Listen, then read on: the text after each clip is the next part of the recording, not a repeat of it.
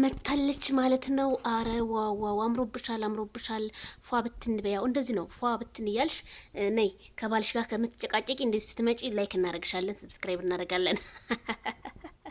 እያነሳን ራሱ ሰብስክራይብ እናደርግሻለን። እና ሩታ ምን አለች መሰላችሁ? መልእክት አስተላልፋለች ማለት ነው። ህመምን በፈገግታ መደበቅ ከእናትህ ተማር ብላለች። አዎ እናቶች ብዙ ጊዜ እንባቸውን ድብቅ አድርገው ነው ለልጃቸው የሚስቁት። ምንም ቢከፋት ምንም ቢቸግራት እምዬ አዎ እንደዛ ነው። እንደዛ አርገሽ ማለፉ ጥሩ ነው ሩታ።